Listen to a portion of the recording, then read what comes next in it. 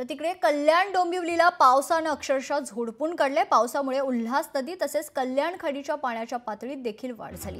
गोविंदवाडी परिसरात खाडीचं पाणी नागरिकांच्या घरात शिरल्यानं परिसरातील जनजीवन विस्कळीत झालंय। याचाच आढावा घेतलाय आपले प्रतिनिधी अशोक कांबळे यांनी। पाहूयात। संपूर्ण महाराष्ट्रात पाऊस हा कोसळत आहे आणि ह्या पावसामुळे शहर जिल्हे हे पाण्याखाली गेलेले आहेत। शेतीचं पण मोठ्या प्रमाणात नुकसान झालेलं आहे आणि कल्याणमध्ये देखील सकाळ धरून पाऊस सुरू आहे, परंतु दुपारच्या नंतर पावसाने जोर जास्त पकडल्यामुळे कल्याण डोंबिवलीच्या सकल भागात पाणी साचलेलं आहे। आणि आता आपण आहोत कल्याणच्या दुर्गडी किल्ल्यापाशी, जे रेतीबंदर परिसर आहे, रेतीबंदर परिसरापाशी आपण आहोत। आपण बघू शकता या रेतीबंदर परिसरामध्ये पाऊस जास्त झाला की इथे पाणी साचतं आणि अगदी खाडीच्या किनारीच हे रेतीबंदर आहे, याला बंदर याचा म्हणतात। आणि या ठिकाणी मोठ्या प्रमाणात तबेले आहेत, म्हशीचे तबेले आहेत, गुरांचे तबेले आहेत। आणि हे खाडीचं पाणी जर वाढलं, कारण की ह्या खाडीला तुमची उल्हासनगरची नदी असेल, काळू नदी असेल, हे सर्व पाणी या खाडीला मिळतं आणि या खाडीचा प्रवाह हा जोरात असतो।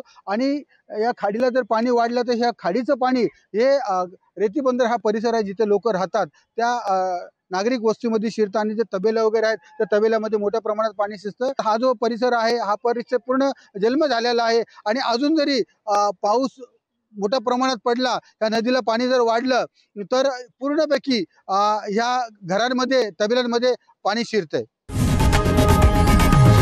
लोकशाही मराठी ऐका, पहा, जागरूक रहा।